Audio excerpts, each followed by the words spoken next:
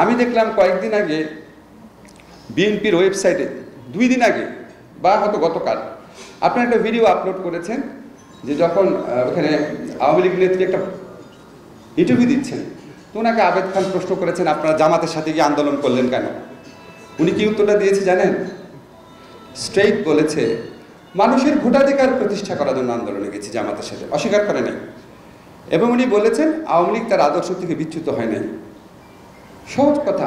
এর আগে একটা পত্রিকায় দেখেছি উনি বলেছেন যে উনি শুধু আওয়ামী লীগের নেত্রী না, সকল বিরোধী দলের নেত্রী। বিরোধী দল বলতে তখন জামাতকেও বুঝিয়েছেন। নিজামীকে পাশে নিয়ে উনি সংসদ থেকে পদত্যাগ করেছেন, সাংবাদিক সম্মেলন করেছেন।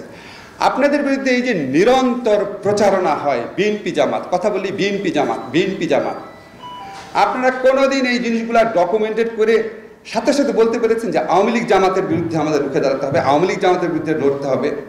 তো ওরা তো আপনাদের চেয়ে বেশি জামাতের সাথে গেছে, যায় নাই? ওদের রাষ্ট্রপতি পদপ্রার্থী গোলাম আজমের পা ছুঁয়ে সালাম করে নাই, একসাথে সংসদ থেকে পদত্যাগ করে নাই, একসাথে এর সাথে সাথে ইলেকশন যায় নাই।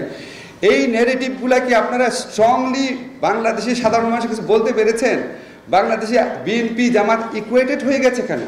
বিএনপি জামাত গোষ্ঠীর বিরুদ্ধে রুখে দাঁড়াতে হবে। আপনারা কি এটা কাউন্টার ন্যারেটিভ তৈরি করতে পেরেছেন? ওই ভিডিওটা পরশুদিন আপলোড হয়েছে কেন? 1996-এর ভিডিওটা বিএনপির ওয়েব পেজে পরশুদিন আপলোড হয়েছে কেন? সবই তো পাওয়া যায়, আপনাদের ওয়েবসাইটে গেলে এগুলি পাওয়া যায় না কেন? আপনাকে কি চিন্তা করে দেখেছেন? একটা দল মানে কি শুধু জনসভায় ভাষণ দেওয়া, লোক জমায়েত করা, মানুষকে সংগঠিত করা না? এখন তো ন্যারেটিভের যুগ, বয়ানের যুগ। ওই বয়ানের বিরুদ্ধে শক্ত বয়ান, সত্যি বয়ান তৈরি করেছেন। আমি মাঝে মাঝে দেখি যে আমার খুব দুঃখ লাগে যে অন্য পক্ষ থেকে প্রশ্ন তোলা হয় যে 1971 সালে বেগম জিয়া কোথায় ছিলেন? তাই এই প্রশ্নটা আপনারা তুলতে পারেন না? 1971 সালে আপনি কোথায় ছিলেন? কেন তুলেন না? আমি আশ্চর্য লাগে, কেন তুলেন না?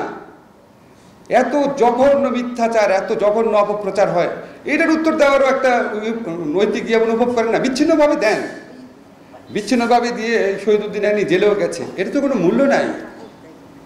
আপনাদের রিসার্চ সেল কই? আপনার ওয়েব পেজটা কই? আপনি বলেন যে আচ্ছা আমার তো নিউজ প্রচার করে না সরকারি গণমাধ্যম, আপনি একটা বিএনপি টিভি নামে একটা অনলাইন টিভি করেন না, সমস্যা কি? নামই দেন বিএনপি টিভি, শক্তিশালীভাবে করেন না। আপনাদের কি লোক কম আছে?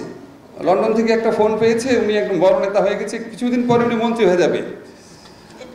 মানে ভাবটা হচ্ছে নিজের স্বার্থ চিন্তা। আরে বেগম জিয়া কি নিজের স্বার্থ চিন্তা করে রাজনীতি করেছিলেন? কি বেগম জিয়া রাজনীতি করেন? আমরা তো দূর থেকে দেখেছি। উনি যখন এরশাদের বিরুদ্ধে আন্দোলন করেছেন উনি স্বার্থ চিন্তা করেছিলেন? এটা তো উনি আগেই আপোষ করতে পারতেন। উনি যখন আপনার 111 গভর্নমেন্ট ছিল ওইটার সাথে তো প্রথম আপোষ করতে তো ওনার কাছেই গিয়েছিল, করেছেন? আপনারা কে কি সাফার করেছেন? অবশ্যই আপনাদের অনেক নেতাকর্মী জীবন হারিয়েছেন, with due respect to them, আমি তাদের কথা বলছি না, অন্য যারা মোটামুটি ভালো অবস্থানে আছেন, আপনাদের জন্য ওনার স্যাক্রিফাইসটা চিন্তা করেন। তা আপনি প্রথমে ডিসাইড করেন আপনি কি আন্দোলনটা করছেন, নেতৃত্ব দিচ্ছেন, নেতা হচ্ছেন নিজের জন্য নাকি দেশের জন্য, দেশের মানুষের ভোটাধিকার প্রতিষ্ঠা করার জন্য? যখন এইভাবে চিন্তা করা যাবে আমি দেশের মানুষের ভোটাধিকার প্রতিষ্ঠার আন্দোলন করছি, তখন বেগম জিয়ার প্রতি আপনাদের সত্যিকারের রেসপেক্ট প্রতিফলিত হবে। উনি মানুষের ভোটাধিকারের আন্দোলন করেছেন। বাংলাদেশের মানুষ আজকে ধরেন 20-30 বছর পর আমরা কেউই থাকবো না, মরে যাব, কিন্তু এইটুকু বিশ্বাস আমার আছে, জীবনে পড়াশোনা তো কম করি নাই, যে যদি কোনোদিন বেগম জিয়ার সত্যিকারের মূল্যায়ন হয়, এই যে গণতন্ত্র ভোটাধিকার প্রতিষ্ঠার আন্দোলনের অবদান অবশ্যই ওটা স্বর্ণাক্ষরে লেখা থাকবে।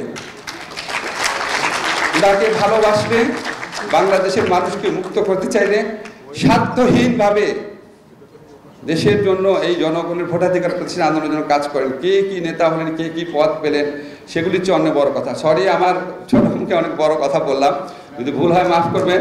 ধন্যবাদ সবাই।